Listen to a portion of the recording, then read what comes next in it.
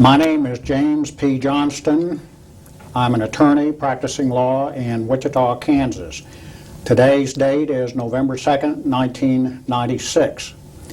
I have with me today Mr. Robert G. Vinson, my client, who is here at my request to give us a statement concerning the events of November 22nd, 1963, both prior to that date, on that date, and subsequent to that date. Mr. Vinson, would you please, first of all, give us your full name? My name is Robert Greel Vinson. All right, and I understand that it is your preference at this time to not give your current home address. Is that correct? That is correct. And you request that anyone wanting to contact you contact me personally prior to putting you into contact with anyone else? Yes. All right. Mr. Vinson, first of all, what has been your occupation during most of your life? I was in the Air Force for 20 years, starting in 1946. All right, let's go back and get a little personal information about you. Where were you born, please? I was born in Headland, Alabama. All right, and where did you go to school? I went to school at Goodman, Alabama for the first up through the 6th grade, and then I went to Lockhart, Alabama until the 8th grade. Then I entered the armed forces. And what branch of the armed forces would that have been? That would have been the Army. All right. Why don't you go ahead and just informally state what your career in the military, not just commencing with the Army, entailed in a chronological way? Well, I first entered the Army in 1946 and served with them until 1947, November 1947. Then I entered the Air Force in March of 1948, March 17th, and I continued with them until September the 30th, 1966, where I retired from the Army. Then I came to the city of Wichita and took a position with Mobley West Jennings and Shaw as an accounting firm. And after I served with them from January of 67, I'm sorry, to April 67, then I went to work for the city of Wichita. And I worked for them up until I retired in 1987 from the city of Wichita. And I've just been retired since then. All right. Mr. Vinson, in your military service, did you have occasion to work overseas in your military capacity? Yes, I was in Japan, Okinawa, and Korea. What were your duties in Korea? I was a first sergeant in Korea. And not Korea, I'm sorry, that was Okinawa. In Korea, I was a supervisor, what we call a chief clerk, which is orderly room. And what year or years did you serve in Korea? This was in 1952. Was that during or after the so-called Korean War? That was during the Korean War. Now, in your military career, Mr. Vinson, have you received any particular awards which might be considered important from the standpoint of your military duty and ability? Yes, I received the Air Force Commendation Medal and the Joint Army and Air Force Commendation Medal, which is a very highly recognized medal in the armed services. All right. Now, Mr. Vinson, of course, you received an honorable discharge from the service, is that correct? Yes. And that would have been from the Air Force? From the Air Force. All right. Now, Mr. Vinson, you are married, are you not? Yes, I'm married. And do you have a family? Yes, I have 2 daughters and a stepdaughter and a stepson. What is your personal education achievement in reference to after high school? I have a business degree from Kansas Newman College. And that's here in Wichita, Kansas. Yes. Now, Mr. Vinson, do you also have a pilot's license, or did you have a pilot's license? Yeah, I had a pilot's license. I took the training for a commercial pilot and for a pilot license, and then a commercial pilot training. And I completed those, but I never took the final examination to get my license because I had no use for them in the armed forces. All right. Now, Mr. Vinson, directing your attention to the events of November 22nd, 1963, which, as you know, was the day that President John F. Kennedy was assassinated. Would you, first of all, tell us where you were stationed in the relevant time frame before November 22nd, 1963? I was assigned to North American Air Defense Command in Colorado Springs. This was beginning of latter part of 1962 until 1965. And was there a base there at which you were stationed? Yes, I was stationed at Ent Air Force Base. All right. Why don't you go ahead and tell us then, commencing at that point, about an experience which took place on November 22nd, 1963, but of course commenced prior to that date to lead up to November 22nd, 1963. Well, prior to that, there had been some promotions made there on the base, and I kind of felt that I was entitled to one of them, and I didn't receive it. So then I requested a leave, and I went back to Washington, D.C., where it was on the 19th. The 19th of November of 1963? Yeah. Is that correct? On a Wednesday. Mm-hmm. All right. And the purpose of that was to accomplish what? Was to bring my personnel records before the Pentagon staff that was over the Armed Force or Air Force at that time, to show them that I had commendation medals, outstanding evaluations, and so forth, and to find out why I didn't receive one of those promotions at that time. All right, so this was an effort to discover, as you said, why you hadn't received a promotion which you felt you deserved. Mm-hmm. That's right. All right. Now, at that time, where did you live?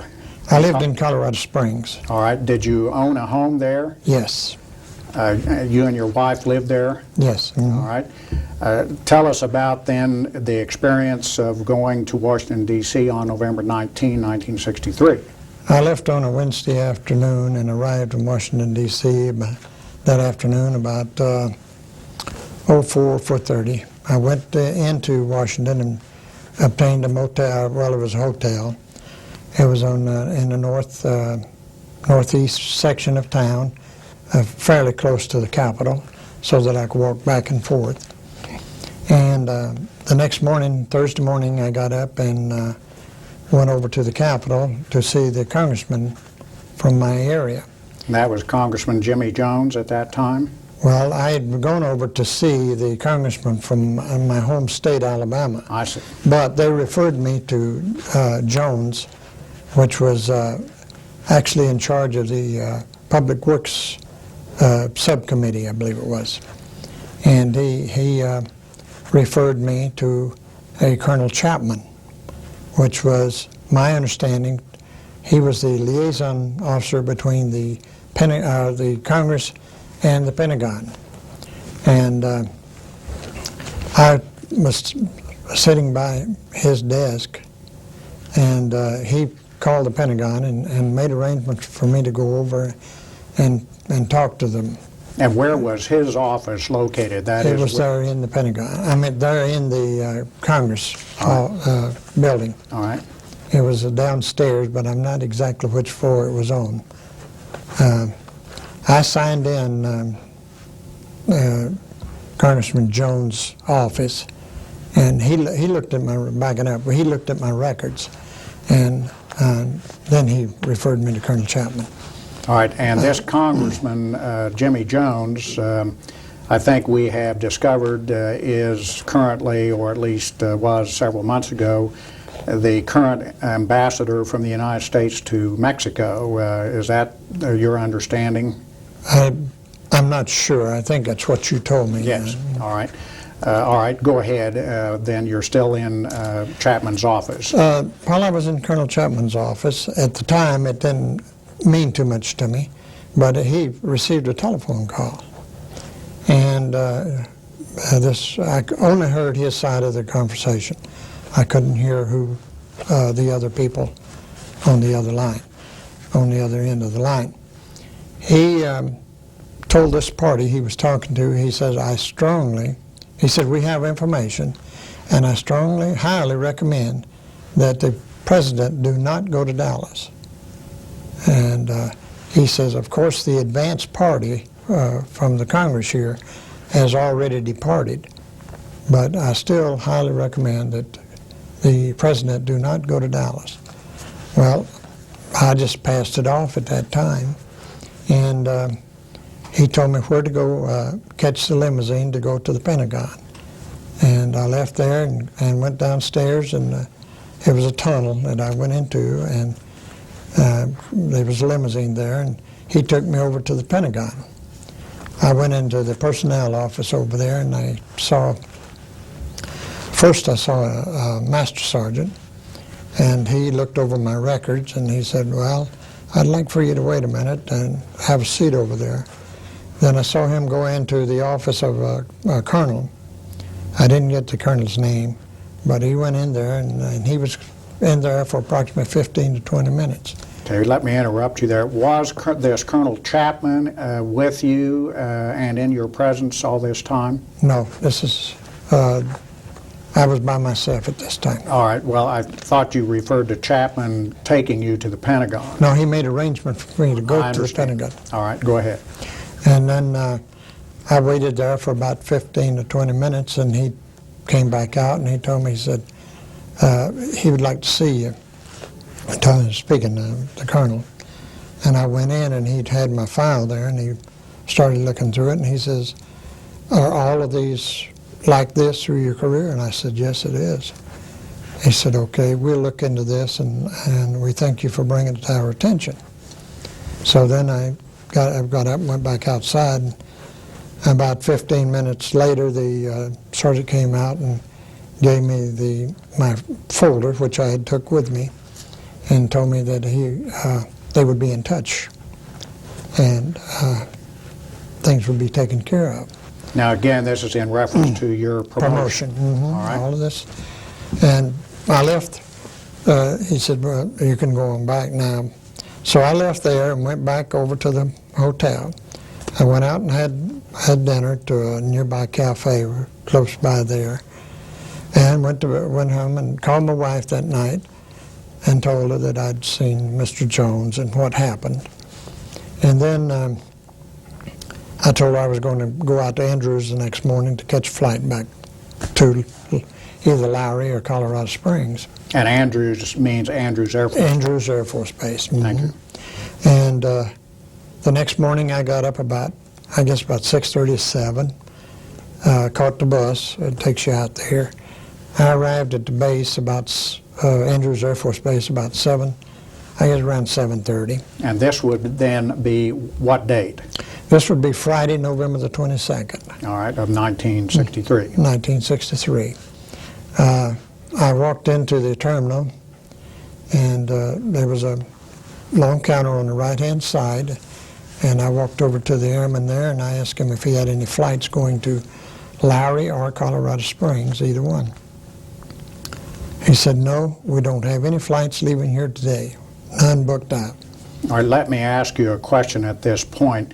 Had you made any previous arrangements to catch a flight back, or why did you just go to Andrews Air Force Base on an impromptu basis, more or less? Normally they have flights going out of there to different parts of the country. And usually we would have a shuttle run between Colorado Springs, which is NORAD, and Andrews. It was one on Wednesday and I believe one on Friday, and different dates. We meaning the Air Force? Yes. All right. Yeah, Air Force would have these flights to shuttle correspondents, personnel, dignitary personnel, and all to have flights going to these bases, since it was the command center for the North American Air Defense Command. All right. Well, you as an enlisted person went then to Andrews without any prior reservation or arrangement, because it was customary for Air Force personnel to do that, to travel around the country. Oh, yes. Mm-hmm. Okay. Please proceed. I might have even caught one in, say, into Offutt Air Force Base, Nebraska. You could go in there, and anything going out that could carry passengers, you could get on if you thought it was close enough. So you would not have to pay extra for that? No. So in effect, you were kind of hitchhiking. That's correct. All right, go ahead. I was hitchhiking. And I walked over to the passenger terminal where the airman was, and I asked him if he had anything. He told me no. I said, well, he told me to sign in first. I signed the log sheet there. And I said, well, since I didn't have breakfast yet, I think I'll go in. There was a little cafeteria across the hall. And I'll go over here and have some breakfast. I went over there and I ordered my breakfast. And it must have been about, after that, about 15 to 20 minutes. She had just brought my breakfast in. I heard my name on the loudspeaker to report to the passenger terminal. I went over there and I figured they had something, and so I didn't finish my breakfast. I just went over there and I said, you got something going on? He said, yeah. You see the C-54 out there on the runway? I said, the third one down? He said, yes. He said, go get on that. It's going to Lowry Air Force Base. And Colorado Springs. I meant not Colorado Springs, but Lowry Air Force Base, Colorado. And since that was only 60 miles away, I thought, well, this is a good ride. So I 60 miles away from where? From my home in Colorado Springs. All right. So I went out and got out there. There was some steps in there already set up, and I saw one. You mean to the entrance of the plane? Yes. All right. And I saw one person walking around underneath it, like he was inspecting, checking it out. But he didn't have a hat on, and I didn't see any insignias, just a pair of coveralls. And I went ahead and crawled in. All right, pardon me just a moment. Could you tell us something about the configuration of the C-54 and any particular markings that you remember being on it? There was, well, the C-54 was a twin-engine cargo plane, which I had seen before, and it had, but the tail was a little bit different than what I was used to. And it had a marking on it. It looked like a world, the picture of a world, without all the different drawings, just plain. And then it had longitude and latitude white marks around it. And what was the background color of this? It was a dark, well, it wasn't real dark brown, but a brown color, All right. but with white marks on it. Did you see any other emblems or designations on the plane of any type? No, which really it was a little bit, I guess I did notice, because normally most of the aircraft had USAF written on the tail. This one did not. All right, now you referred to this as being a twin engine. The C-54 was a four-engine plane, was it not? Yeah, it's a four-engine. All right, so you're correcting that. Yes. All right. So you could see no other designations or labels on the plane, and you proceeded to board? Yes. All right. Was anyone on the plane when you boarded? No, there was no one. All right. Then go ahead and tell us what happened after that. Well, then another I was sat down not too far from the door where you get on, the cargo doors. And there was another gentleman came up dressed in the same type coveralls, but he didn't have a hat on either. And they both got on, and it surprised me.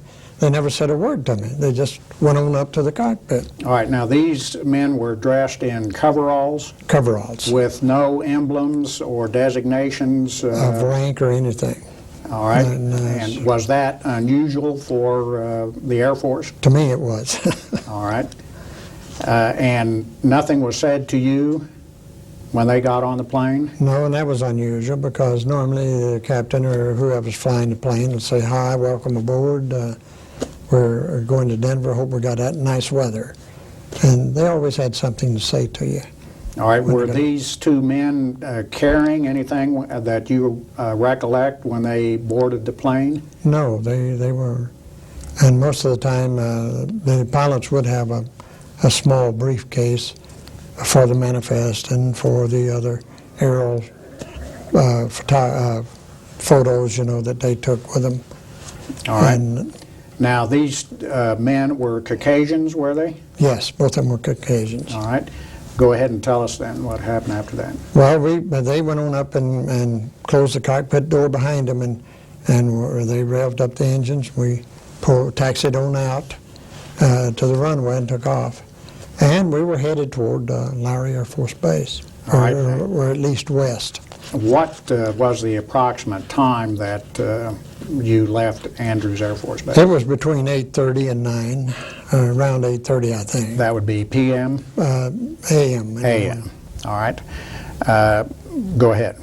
We left there, and I assumed it was around 12:30 because he came over the loudspeaker and said that the president has been shot.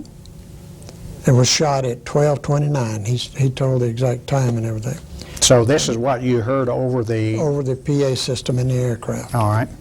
Then he did a complete 180 and headed south. A 180 means what for lay people? Well, that would be a turn to the left, which we were headed west, be a turn to the left 180 degrees, and headed south. So that would be a rather abrupt Yeah, left. it was an abrupt turn. All right. And we went from that, or well, I didn't know where we were going, but we just kept flying, and it wasn't, I guess, about 3:30 or 4 o'clock right in that area.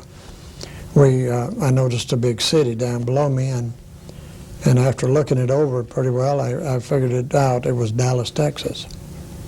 And so, not knowing whether, at the time, not knowing where the president was at, I didn't know he was in Dallas. I just heard, he just told me that the president was shot, because I heard the colonel say, "I highly recommend that he don't go to Dallas." So, This is back when you were in Washington, D.C. right. Right. So I didn't know, where he was there or not at the time. So we did a turn to the right, and then we made a turn back to the left and landed south of the south of the city of Dallas. The reason I know, I'd been there a lot of times, and I saw where they'd done construction and so forth along the highways there. I went to Houston a lot to see my grandsons. And we were there, or we stopped and we landed there and stopped for about 10 minutes, and during that time, 2 men came aboard. All right, let us back up just a little bit. When you say your plane made a left turn of 180 degrees, actually, if the plane is flying west and makes an abrupt left turn, it would be 90-degree turn, would it not?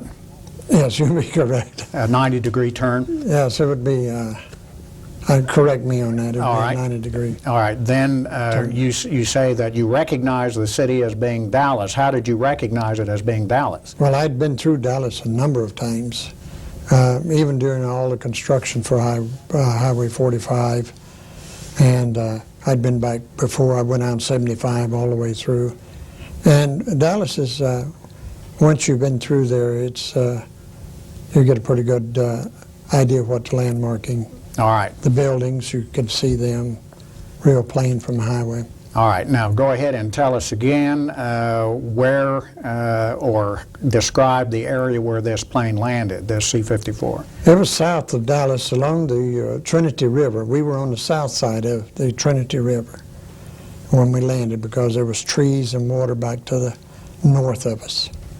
All right. Go ahead and tell us what happened after that. And then there was two gentlemen got on the airplane. One of them was about 6'2", weighed about, I imagine 200 or around 190, 200 pounds. He was wearing white, well, it was a beige-like coveralls. And there was another gentleman, he was much shorter, and he had black hair, kind of skinny, and I guess he would weigh approximately maybe 150, 155 pounds. All right. Were these Caucasians? One of them looked like he was Latin, maybe Cuban, and the other one was Caucasian. All right. And were they both, these last two men you're describing, dressed in these beige coveralls? Yes. Any insignias or labels or anything on their coveralls? Nothing other than a belt that tied in front here. All right. And it was a kind of beige color that they were wearing. The Jeep was a yellow type, looked like a road Jeep.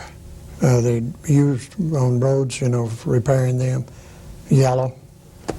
It was kind of yellowish color. So this vehicle was sitting there on this, what to you looked like a road under construction. Well, it looked like where we had landed was a road under construction. Yeah. And the Jeep was back up, maybe about 20 or 30 feet from the door when they got out. All right. And then they walked on up and got in.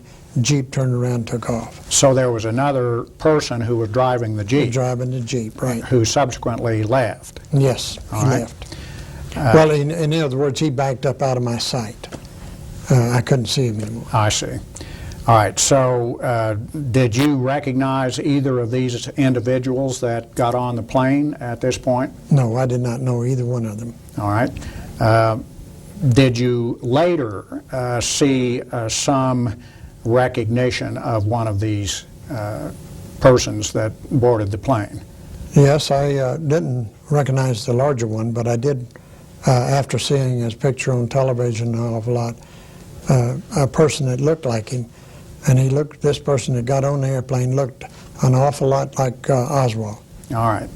But this came later after you saw Oswald's picture on the media. Oh, yes. Mm-hmm. All right. So then the plane turned around and took off? Well, we turned around and took off and we're headed west. Did anybody ever say anything to you up to this point on this No, plane? they did not speak to me. They went on up behind the cockpit and sat down, and no one spoke to me, not even the pilot, or it might have been a navigator, I don't know. And one other thing that was interesting, that we didn't have a crew chief.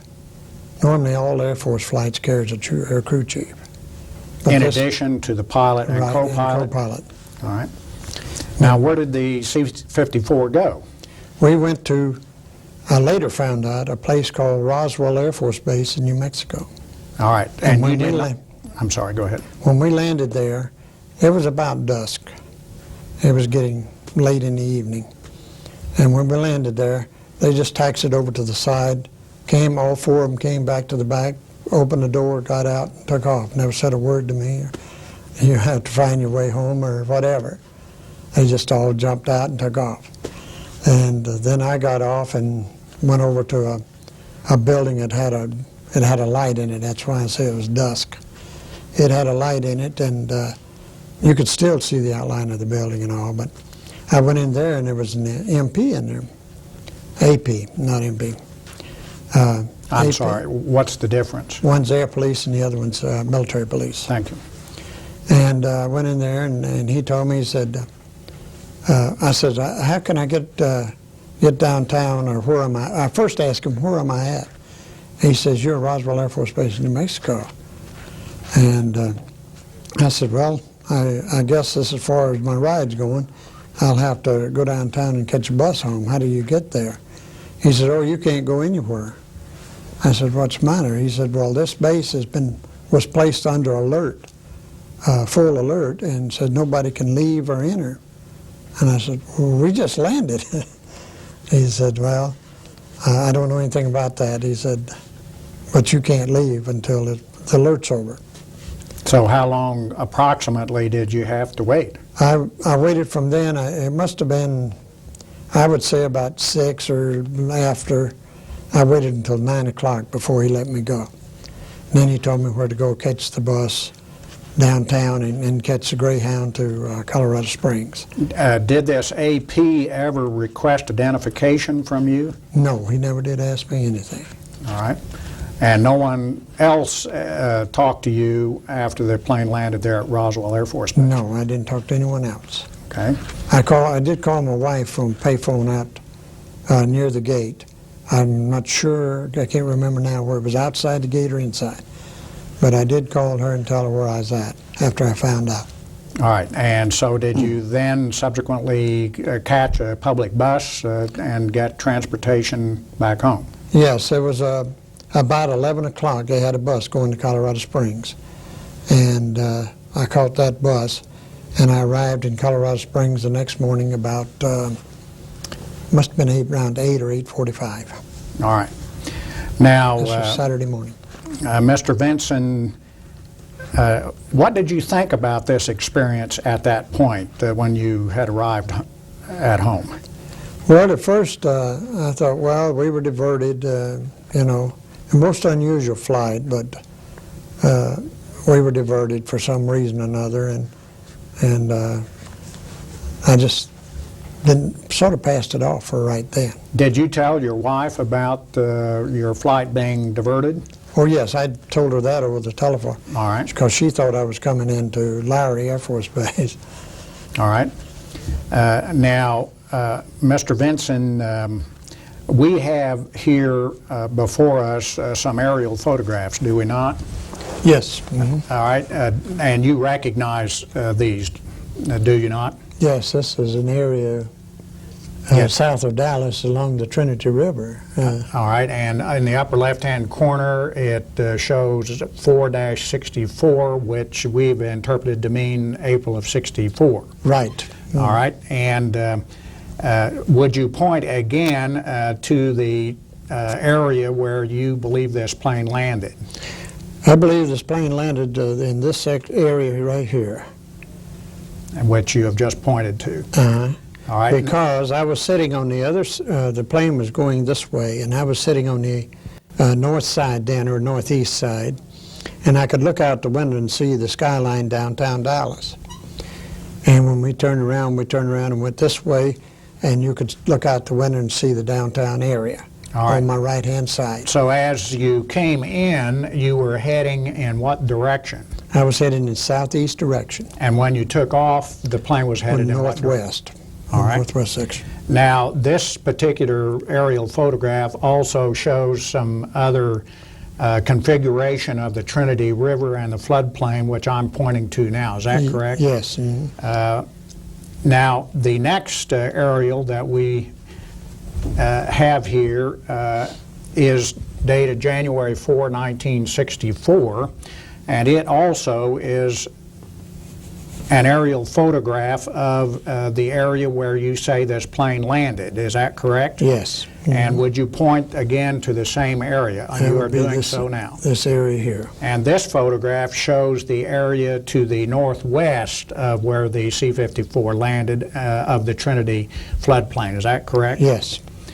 All right. Now I will show you two additional illustrations marked, the one at the bottom, 1963 Dallas, which is my description of the map. This is a city and street map of Dallas, and you have seen this before, have you Yes. not? And have you placed on this street map with yellow markings where the plane landed? This area here. All right, and you are again pointing to the area previously identified on the two previous aerial photographs.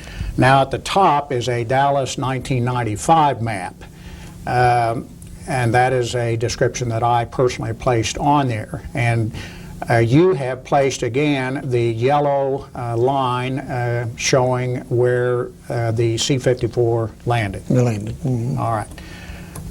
Now, Mr. Vinson, have you any reason to doubt where this plane landed other than what you have told us here today? No, I do not. All right. I didn't take, Now, let's commence again with your return to your home by public bus from the Roswell Air Force Base. as I stated before, I left Roswell about around 11 o'clock. And I rode all night. I got home in Colorado Springs, or at the bus station. My wife picked me up. About 8 or 8:30, right in that area. It was after 8 o'clock. And I went on to the house. This was Saturday morning. And went on to the house and didn't think any more about it. And Monday I went to work and nobody said anything or done anything. And we went through the holidays. I think we took a little leave and went to Houston. And let me ask you this question at this point.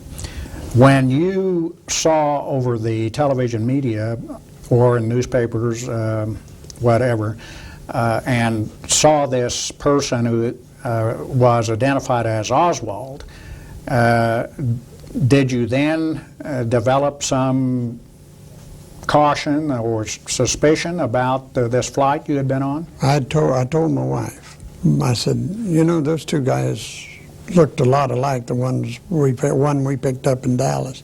Referring to Oswald? Yeah, and she said, oh, it couldn't be. She said, you know, they shot him. And I said, well, you know, I kind of just passed it off and didn't bother me anymore. All right. Go ahead.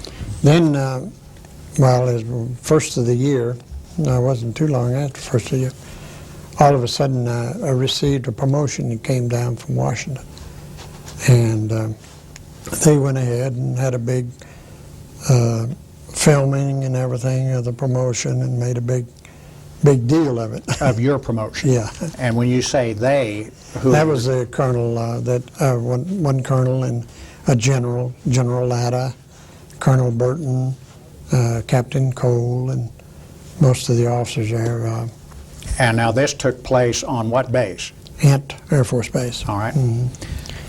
Go ahead. And then later on, it was about June, or around June, May or June. 1964. 1964. My neighbor came over and asked my wife, says, what have you and Bob done? And she said, well, I hope nothing. And he says, well, the neighborhood has been flooded with personnel wanting to know all about you, asking questions of all the neighbors. And she said, well, I don't know anything about it. She says, we haven't done anything, and as far as I know, there's nothing, to hide. Then there was a little later on, Captain Cole gave us some documents to read and fill out and sign. And at first I thought it was maybe just an update of my security clearance, because it was kind of similar, wanting background information and all the data on you. And I had a crypto clearance, which is the highest you could carry. And you had this clearance at this time for what reason? Why would you have had a crypto clearance, as you put it? I was handling top secret documents For the Air Force? For the Air Force. For NORAD. NORAD. All right, I understand. Go ahead. And then after this June encounter with a neighbor, we filled out these forms and gave them all the information.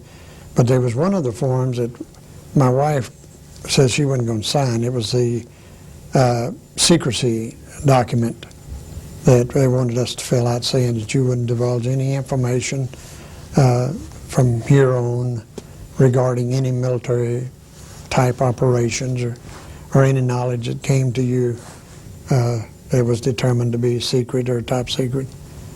And she didn't want to sign it, and then I told Captain Cole, I said, why does she have to sign that? I'm sorry, you told which captain? Captain Cole. Okay. I said, why does she have to sign that? She's not wanting to sign it. He said, well, they have to have this information. And it doesn't mean anything other than just, you know, I guess he thought it was a security clearance too. All right. And so she finally relented and signed it. And I turned them in. And then November, I got another, just got a set of orders through the mail. I mean, through the office there, Captain Cole. He handled all of this. This would be an Air Force order? Well, I don't know where it was or not, because the order read that I was to report to Washington, D.C., and all I had was a telephone number.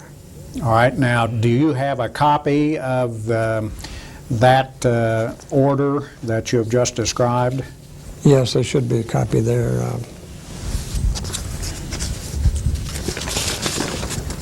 Let's see, that would be, yes, under instructions here. All right, this document carries the number 10 in the lower right-hand corner, is that correct? That's correct. And it's a two-page document? Two-page document. And this order then directed you to do what? To report to Washington, D.C., and to call this telephone number when I arrived there. All right, I'm placing this on the easel. Where was the phone number that you were told to call? I believe it's right here. All right, the printing is very pale on this, but you have the copy of the order in your possession, of which we've made this copy. Yes, I do, All right. which is legible. Yes. All right, and did you know what this was all about? No, no one could tell me. So you were to go to Washington, D.C. and call a phone number. Just call this number, and then I would get further instructions from there. All right. So when then did you comply with that order? That was, The order was dated November 25, 1964, in the upper right-hand corner. November 1964. I believe I left there on Sunday after, at Air Force Base, which was actually Peterson Field, where we flew out of. And I flew out of there on Sunday afternoon and arrived, I believe I arrived there that same Sunday afternoon. Arrived at what base? Andrews Air Force Base. And I went over to, went into Washington, D.C., and I called this number. And they told me to report to the first barracks after I entered the gate at Fort Myer, Virginia. And I reported there, and they told me that they signed me a room. A guy came in and signed me a room and said a bus will be here tomorrow morning at 8 o'clock and you're to get on it. So At that point, did you know where you were supposed to go on that bus? no. All right. So Still didn't know. no one had ever, up to this point, given you any information about why you were ordered to go to D.C. and bivouac at Fort Myer or get on this bus the next morning? No, I even asked General Latta. He said he didn't know anything about it. I asked Colonel Burton. He said he didn't know anything. Now, these gentlemen were... Or my supervisors back at Ant Air Force Base. Right. Go ahead. And I reported out there, got up Monday morning, took the bus, the bus left then, and there were some other gentlemen got on, and they were dressed, some of them in civilian clothes, some in uniform, some Army, some Navy, and we drove out to a place called Langley, Virginia. And when we started entering, somebody said, "Hey, this is CIA headquarters." So we drove on in. They stopped us at the gate, and the bus driver gave them a slip or something. I didn't get to see what it actually was. It was just a piece of paper. And he drove on in. We got out down there, and we were just kind of standing around, and a gentleman came out in civilian clothes, said, "Follow me," and took us on inside and took us to this one room. And Was this in a tall building, a one-story building? What type of building? It's about a two-story, I think it was a three-story building that we were in. And I believe this was on the second floor that we went to. And it was a pretty good-sized room. They took us in there and started. First thing we did was they started testing us with a written examination. All right, up to this point, had there ever been any official information given to you or to the group that you heard identifying that as CIA headquarters in Langley, Virginia? No. All right. Did you ever see, up to this point, any signs or guideposts or anything like that indicating that this was CIA headquarters? No, I don't remember seeing any, and other than this is a restricted area, keep out. There's a lot of those signs. All right. And then this test must have been about 400 questions, and it dealt with, do you hate your father? Did you hate your mother? Did they beat you? And, just psychological, I think. All right, they were written questions? Right, written questions. And you were asked to answer them? Yes. All right. And it took about 4 hours to go through this whole test. Then that afternoon, they started our physical. And after about 5 o'clock, we finished. Of course, they took us downstairs and fed us at noon in a cafeteria. And about 4 o'clock that afternoon, we all got back on the bus and went back to those barracks at Fort Myer, Virginia. Nobody said anything. I think they were about as stunned as I was and didn't know what was going on. And the next morning, Tuesday morning, we got up and we went back out there on a bus that looked like the same. We went through some more psychological testing. And then that afternoon, they kept giving us physical. This was a real tough physical they run us through. And then we went back in, spent the night again, went back on Wednesday. I believe that was the morning they gave me the lie detector test. I spent about 2 hours in there. And then I came out and spent some more time on another a short test, psychological test, I would call it. And then that afternoon, that's Wednesday, I took some more tests, physical, part of the physical. And then I believe it was on Thursday, we came back in and then went back. And then on Thursday, we had some more testing and finished up the physical. What type of testing on this last day? It was a written psychological type testing. All right. A lot of this was repeat, but the questions wasn't in the same order. They were switched around. Different areas would be like, did you hate your mother or father? Would be at the end of it. And first, it would be at the first, and they would have them mixed up. All right. So then we went back Thursday night, and then on Friday morning, we went back out there, and we sort of hung around. We went to the cafeteria, had coffee, and then about 1 o'clock, they took us into this room that had a big U table in it, sort of like a horseshoe, and So this would have been a large conference room? been a real large conference room. All right. And they took us in one at a time, and there was individuals sitting around this conference room. It was dark. You couldn't recognize the individuals behind it. It was kind of dark back there, but you were out in an open area. They could see you, but a little hard to see them. All right. Were these individuals around this table in any type of uniform? No, most of them were civilians. There might have been one or two in uniform. All right. And they started asking me, would you like to go work with us? But they never did tell me who us was. And I told them no, I would not like to go because I had bought my home in Colorado Springs. I planned to retire there, and that I had a job lined up. Did you know where they wanted you to go? No, they never told me where this would be, other than they would like to. And I said, well, I own my home. Well, we can take care of that. I said, well, what do you mean to take care of it?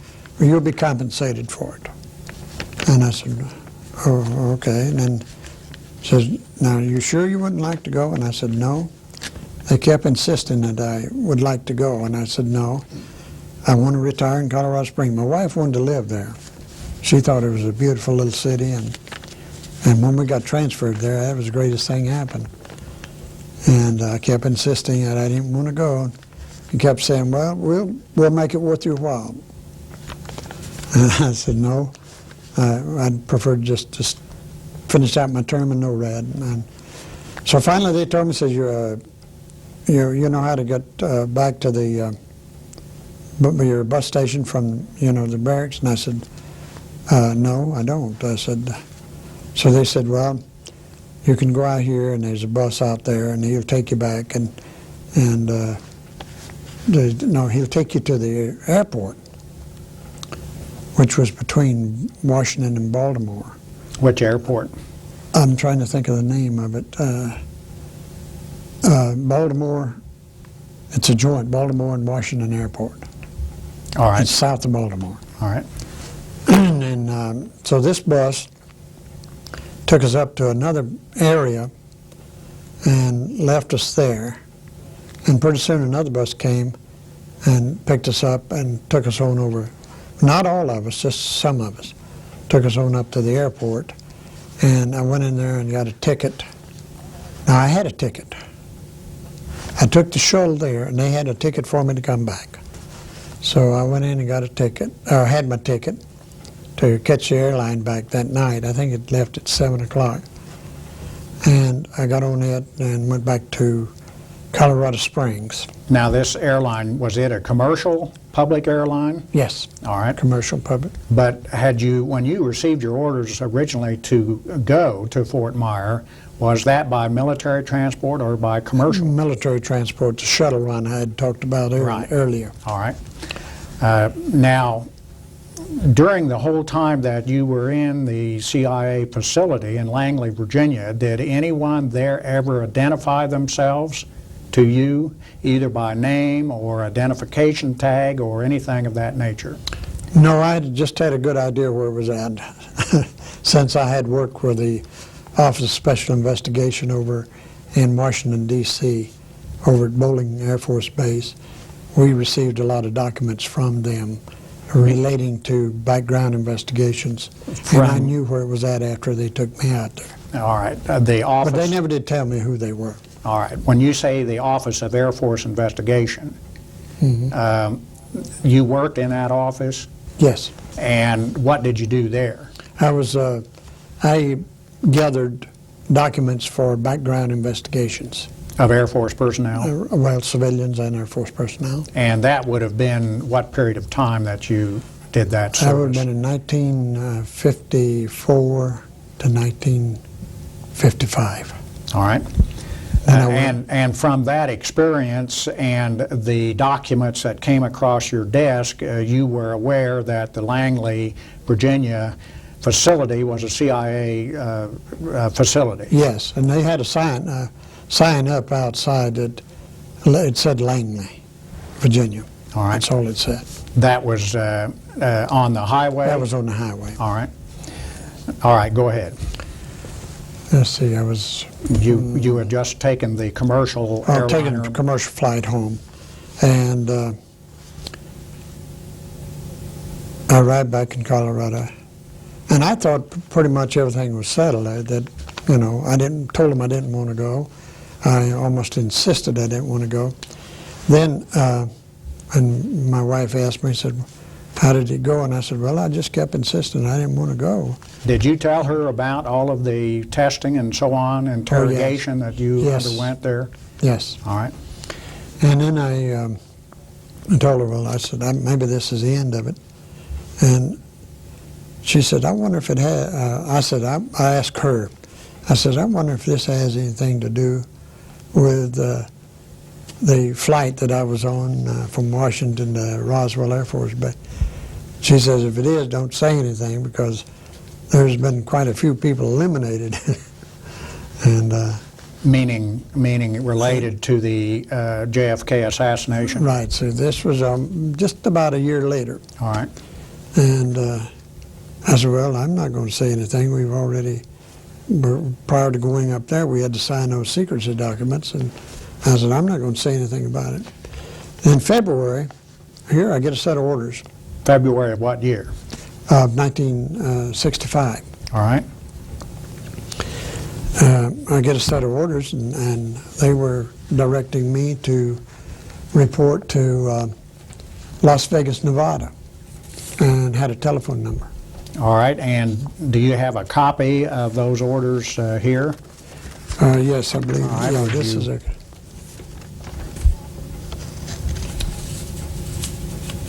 Yeah, it's dated 23rd of February 1965. All right. And Advising me to report to Las Vegas, Nevada, and gave me a telephone number. I placed this document, which carries the number 11 in the lower right-hand corner. Is that correct? Yes, And this is the order to which you've just referred. right.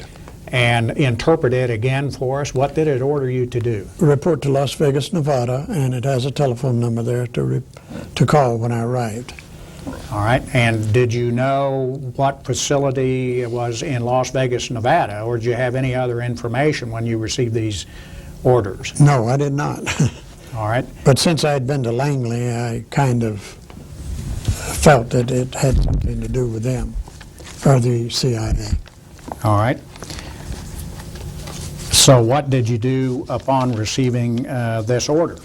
Well, immediately I put my house up for sale. It gave us so many days to report there. And a couple came out and looked at it and says, okay, we'll take it. And says, we'll make arrangements to meet you at the First National Bank. I believe this was on a Sunday, and about 3 days later, and we met them over there and signed all the documents. And All right. How long was your house on the market for sale? about 1 week. I just got it in the paper. And so it was sold very abruptly. Yes, All right. immediately. And the people that bought your house, do you recall their names? No, I don't. I guess the First National Bank would have their names, but All right. As far as you know, they weren't connected with any government agency. Is that correct? well, I didn't think they were. No. All right. In any event, you sold your house very rapidly. What about the price on the house? There was no dickering. They paid what I asked. I see. So then what happened to you and your family or wife? Well, Captain Cole told me that he was a kind of a liaison man between them and me. He said, well, this company will be out there to pack you and take care of your household goods. Says you don't have to do a thing. Just leave everything in where it's at, except take what personal items you want to take with you. I said, well, how long is it going to be before we get these items? He says, they'll be waiting on you in Las Vegas by the time you get there. So all of this was handled for you? Yes, taken care The of. selling of your house, the packing of your personal clothing and Well, no, items? I run an ad in the paper to house for sale, and gave the address. And whenever this couple called and said they'd like to come out and see it, they came out and they said we'd like to have it. And then I'd financed it through the VA and the bank, First National Bank, was handling the loan on it. So all we did was go down there and sign the documents and turn it over to them. I had all the utilities cut off and everything. All right. So then you moved to Las Vegas? Yes, we left there then to go to Las Vegas. When we got out to Las Vegas, I called this number, but I didn't get an answer. So we got a motel, and I kept calling this number, but no answer. And we got a little worried about what's going on. And later in that evening, I called it again, and this guy told me, he said, told me another name of a motel to go up there and sign in, and all expenses would be taken care of. You're still in Las Vegas? I'm still in Las Vegas. All right, go ahead. And this I did. I went up there and signed in at this motel that he gave us the address and name of. And we were there for about 3 or 4 days. And he said he'd get in contact with me, but I never received any message. And about 4 days, he finally contacted me and said he would be at his home there in Las Vegas at 7 o'clock Sunday night. Was this an Air Force officer? I didn't know who it was at the time, but when I got out to his house, I found out it was an Air Force Senior Master Sergeant. All right. And he's the one that told me that where I would be working and where it would be a CIA project. All right. That's the first information you had as to where you were going to end up. Right. Okay. And that my wife would be living in Las Vegas, and where I could find a house real reasonable for rent, and when to go up there and how to get there. He says they'll have your name at the main gate in Mercury, and then each gate thereafter they'll have your information on you. So you just drive on through, and they'll show you where to go. All right. When you say Mercury, you're referring to a little town in Nevada. North of Las Vegas, Nevada, I guess about 40 miles up there, around 35, 40. And so did you then end up at a base out there? Yes, I went up that Monday morning after I went over to his house, and they took a picture of me there, and Mercury, it was Atomic Energy Commission, has an office right there at the gate, and I was to report in there, and I went in there, and they took a picture and gave me a badge, and then I went through their test site, part of it. There was another gate. This guy took that badge and gave me another one.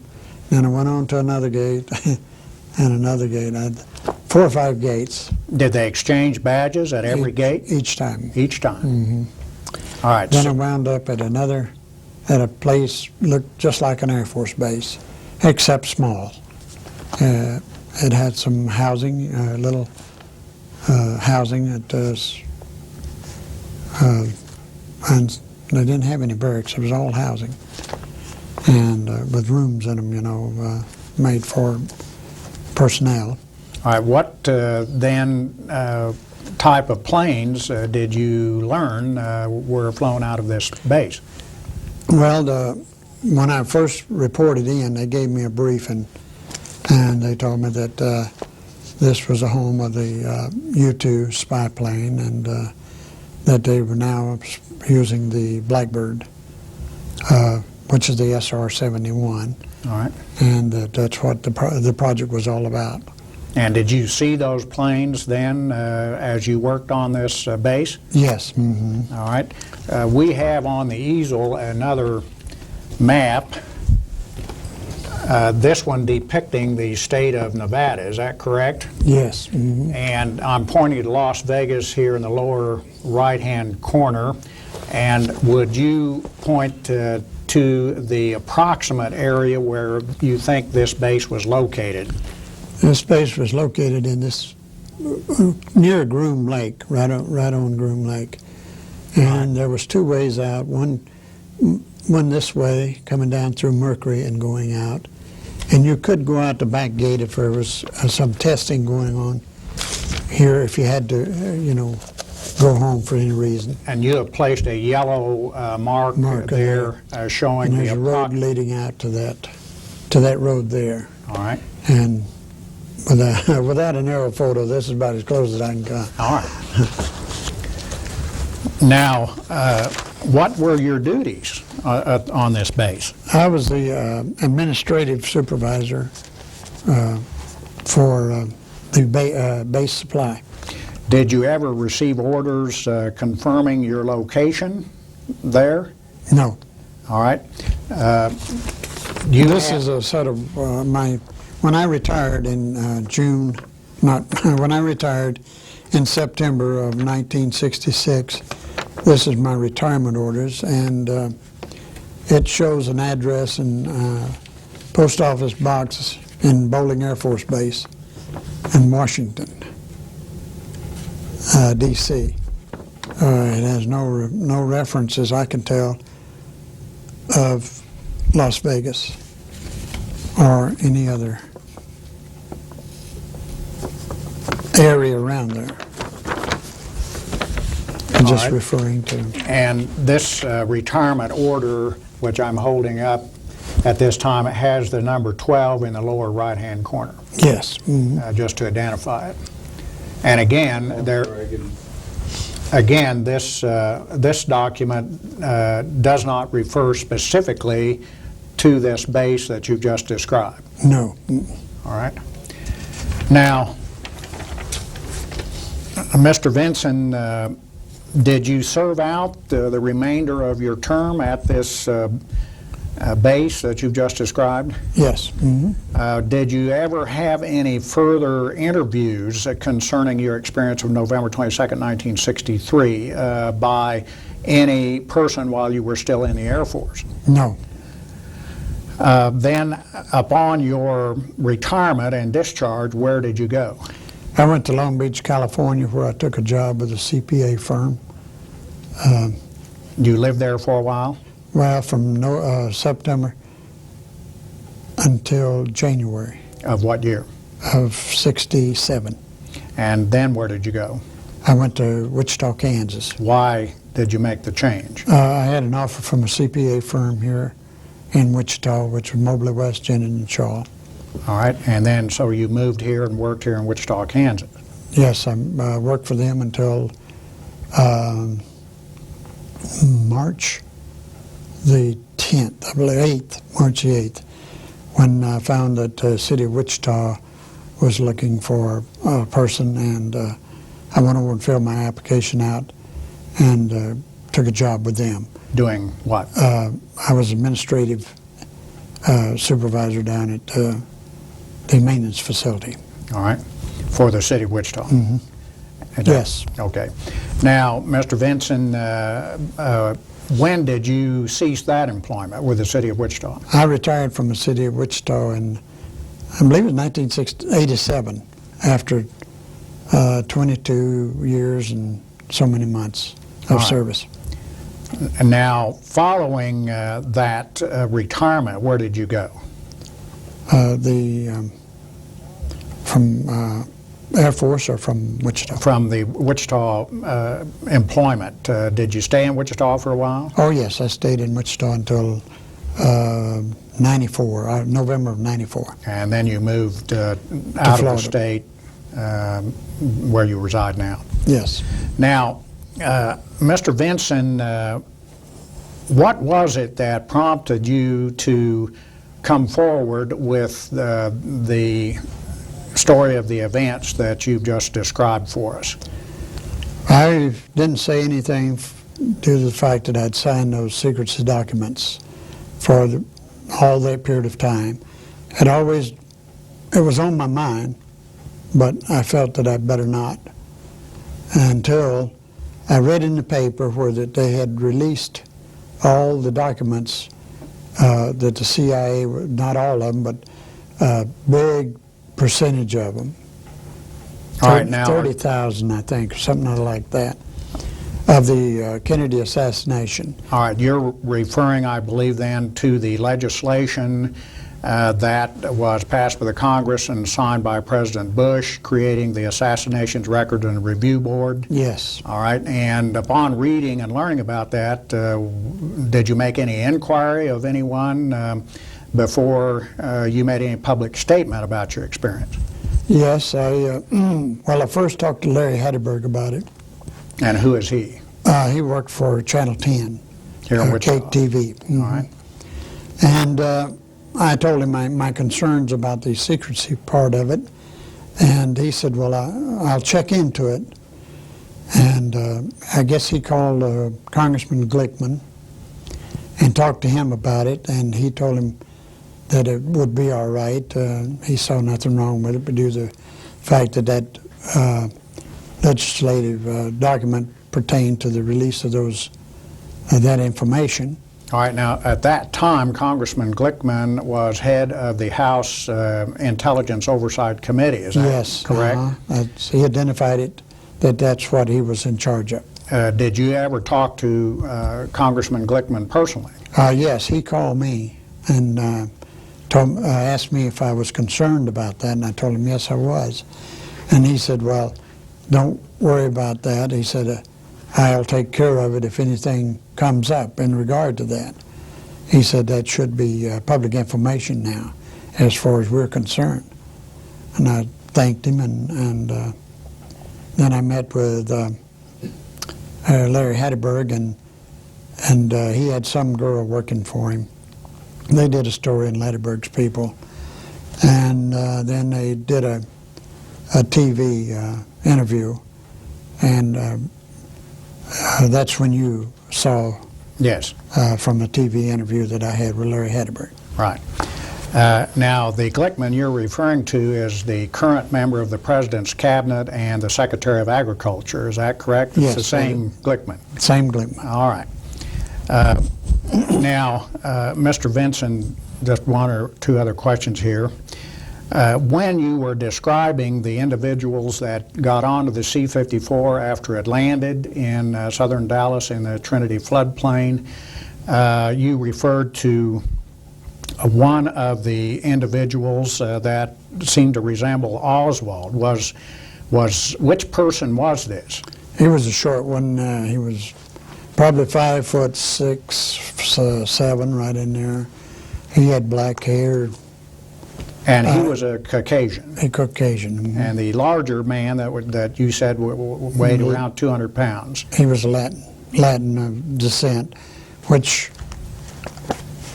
I would say more. He was more Cuban than the others. A lot of them they're pretty good size. The other Latins that I know or seen or anything to do with are a little shorter. All right. Now, Mr. Vinson, this information and these statements you have made here today, are they true? True to the best of my knowledge and belief. And do you say that under penalties of perjury? Yes, or whatever. All right. Now, you have requested that I file a Freedom of Information Act request on the CIA, did you not? Yes. And I did that, did I not? Yes. And you have not yet today been informed by the CIA that your records are going to be produced. Is that a correct statement? That is correct. All right. They have acknowledged the request, but nothing else has happened. That's Is that right. a fair way to put That's it? right. And that was over a year ago. Yes. Mr. Vinson, I don't have any further questions of you. Are you willing to testify under oath to these facts that you have just stated? Yes. All right, thank you. There was one other question I wanted to ask you, and that would be whether we had requested the secrecy document pertaining to the secrecy. And before we agreed to testify to this, that we would want to see that first, wouldn't it?